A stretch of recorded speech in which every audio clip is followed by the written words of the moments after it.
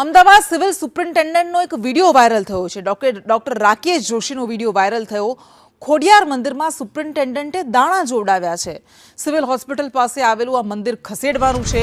માતાજીની રજા લેવા માટે દાણા જોડાવા બેઠા ડોક્ટર। મંદિર ખસેડવા બાબતે સ્થાનિકો વિરોધ કરી રહ્યા છે। હવે અંધશ્રદ્ધા છે કે વિશ્વાસ તેને લઈને અનેક ચર્ચાઓ। ડોક્ટર રાકેશ જોશી કે જેઓ સિવિલ હોસ્પિટલના સુપ્રિન્ટેન્ડન્ટ છે, તેમનો આ વિડીયો વાયરલ થઈ રહ્યો છે કે જેઓ ખોડિયાર મંદિરમાં પોતે દાણા જોડાવી રહ્યા છે। સિવિલ હોસ્પિટલ પાસેના મંદિરને ખસેડવું છે તંત્રએ અને માતાજીની રજા લેવા માટે આ ડોક્ટર દાણા જોડાવા બેઠા છે। મંદિર ખસેડવા બાબતે સ્થાનિકો વિરોધ કરી રહ્યા છે અને વિરોધ વચ્ચે માતાજીની મંજૂરી મેળવવા માટે ડોક્ટર રાકેશ જોશી આ મંદિરે પહોંચી ગયા હતા। અને વધુ વિગત સાથે આપણી સાથે ડોક્ટર રાકેશ જોશી પોતે સિવિલ સુપ્રિન્ટેન્ડન્ટ જોડાઈ ગયા છે। ડોક્ટર રાકેશ, સ્વાગત છે આપનું સંદેશમાં। આપ ડોક્ટર છો, એવું કહેવાય કે જે વધારે સાયન્સ ક્ષેત્ર સાથે જોડાયેલું હોય, વિજ્ઞાન ક્ષેત્ર સાથે જોડાયેલું હોય, એમનામાં સાયન્ટિફિક ટેમ્પર એટલું વધારે હોય અને લોકોને પણ એવો સંદેશ આપતા હોય। આપ ડોક્ટર થઈને આવી રીતે માતાજીના મંદિરમાં દાણા જોડાવી રહ્યા છો, કારણ શું છે? ના, હું દાણા જોડાવી નથી રહ્યો। તમારું મિસઅન્ડરસ્ટેન્ડિંગ થાય છે। એકચ્યુઅલી હું સિવિલના હેડ તરીકે પૂજારી અને ટ્રસ્ટીને મળવા ગયો હતો। આપને કદાચ ખબર હશે કે સિવિલ હોસ્પિટલમાં આવનાર પ્રોજેક્ટ જે છે એ 0 થી D બ્લોકનું ડિમોલિશન છે, જ્યાં 1800 બેડની હોસ્પિટલ તૈયાર થશે, જેની અંદર 300 થી વધારે આઈસીયુ બેડ હશે, ઓપીડી બિલ્ડિંગ હશે અને એ સિવિલમાં આવનાર દરેક દર્દીને વધારે સારામાં સારી સગવડ આપી શકે એ આશયથી એ સરકારનું આ પ્રોજેક્ટ હવે નજીકના ભવિષ્યમાં ચાલુ થવા જઈ રહ્યો છે। 0 થી D બ્લોક જે ડિમોલેશન થવાનો એરિયા છે, એમાંનો એક હિસ્સો મંદિરનો પણ હિસ્સો છે, એટલે સ્વાભાવિક છે કે એ કામ ચાલુ કરતા પહેલા આનો ઓપ્શન શોધવો અને એની પૂજારી અને ટ્રસ્ટી સાથે વાત કરવી એઝ અ હેડ તરીકે મારી પહેલી ફરજ છે।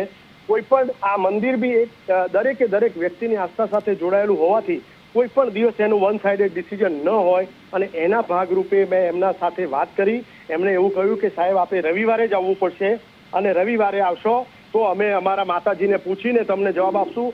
એમની આસ્થા એ છે, મારી ફરજ પહેલી એ આવે છે કે મારે એમના સાથે વાત કરવી, એમને સમજાવવા કે આપણે આ જો કરશું, બીજે ક્યાંક ખસેડશું અથવા આજુબાજુમાં ક્યાંક પ્રસ્થાપિત કરશું તો આવનાર સમયમાં આપણે વધારેમાં વધારે સારી સગવડ પેશન્ટને આપી શકશું। એમાં ના કોઈ રાકેશભાઈનો પર્સનલ કોઈ એ છે કે ના કંઈ પણ, બેસિકલી આનું એક નિરાકરણ સુખદ આવે અને બંને પક્ષે વાત થાય, એ વાત કરવાના એક સારા આશય સાથે એમને મને સમય આપેલો કે તમારે રવિવારે આવવું પડશે, એટલે હું ગયો અને અમે ત્યાં બેસ્યા અને પછી એમને એમની રીતે જે વિધિ કરીએ, પરંતુ મારી ફરજ એટલી છે કે મારે એમની સાથે વાત કરવી, મારે એમને સમજાવવાની પૂરી કોશિશ કરવી કે આપણે હવે અહીંયા જે કરવા જઈ રહ્યા છે એ કેવળના કેવળ કોઈ દર્દીની સુખાકારી વધે એના માટેનું આ એક ડિસિઝન છે, જેથી કરીને એમની સાથે વાત કરીએ અને એમનો જે નિર્ણય આવે અને પછી આગળ વધી શકાય। કોઈ પણ વસ્તુ વન સાઇડેડ ન કરવી જોઈએ અને ખાસ કરીને એ મંદિર છે જેની સાથે આસ્થા જોડાયેલી છે એના ભાગરૂપે એમને હું મળવા ગયો અને જે રીતે કોઈએ અનનોન રીતે વિડીયો વાયરલ કર્યો એના માટે કહેવું મુશ્કેલ છે, પરંતુ ચોક્કસથી એની અંદર એકમાત્ર આશય હતો કે પૂજારી અને ટ્રસ્ટી સાથે ડેફિનેટલી આ બાબતની વાત કરવી અને એમને સમજાવવું, એમને જણાવવું કે આગળનો આ પ્રમાણેનો પ્રોજેક્ટ છે અને આપણે બધા સૌ સાથે મળી આનું સુખદ નિરાકરણ લાવીએ એની વાત છે। અચ્છા, એટલે આપ કહો છો કે આપણે દાણા નથી જોડાવ્યા। આપ એવું કહેશો કે આ વસ્તુ થવી પણ ન જોઈએ, ન કરવી જોઈએ? એક તબીબે કે કોઈ પણ વ્યક્તિ, આપે નથી કર્યું પણ આપને લાગે છે કે વિજ્ઞાન ક્ષેત્ર સાથે સંકળાયેલા કોઈએ ન કરવું જોઈએ? ફરીથી આપને કહીશ કે મંદિર એક ખૂબ મોટી આસ્થા સાથે જોડાયું છે, આપણા બધા સાથે જોડાયેલું છે, આપણે બધા એનું ડિસ્કશન હંમેશા કરતા હોઈએ છીએ। એટલે જ્યારે એની વાત આવે છે, જ્યારે ખાસ કરીને ખૂબ પુરાણું જૂનું મંદિર હોય, જેની સિવિલ સાથે જોડાયેલી હિસ્ટ્રી હોય, એવી પરિસ્થિતિની અંદર ડેફિનેટલી એ વન સાઇડેડ ડિસિઝન ન હોય કે ભાઈ ચલો એને આમ કરી દો કે તેમ કરી દો। અમારી ફરજ એવી આવે છે, એ વખતે હું ડોક્ટર નહીં, એક એડમિનિસ્ટ્રેટર તરીકે મળી રહ્યો છું। એટલે મારો સવાલ એ તો કે આપને એવું લાગે છે કે આવું થવું ન જોઈએ એમ? કારણ કે શ્રદ્ધા અને અંધશ્રદ્ધા વચ્ચે પણ ભેદ હોય, શ્રદ્ધા અલગ છે, અંધશ્રદ્ધા અલગ છે। આપને લાગે છે કે શ્રદ્ધા અંધશ્રદ્ધાની વાત જુદી છે, એ વસ્તુ અલગ છે। અત્યારે આપણે જે રીતે હું જોડાઈ રહ્યો છું એ હું એક એડમિનિસ્ટ્રેટર તરીકે એક ટ્રસ્ટી અને એના પૂજારીને મળવા જઈ રહ્યો છું કે આનું આપણે કોઈક નિરાકરણ લાવવું પડશે, જેથી આવનાર જે પ્રોજેક્ટ છે એ રોકાય નહીં અને સાથે સાથે એ પ્રોજેક્ટ અલ્ટિમેટલી કોના ફાયદા માટે છે? પેશન્ટના, દર્દીના.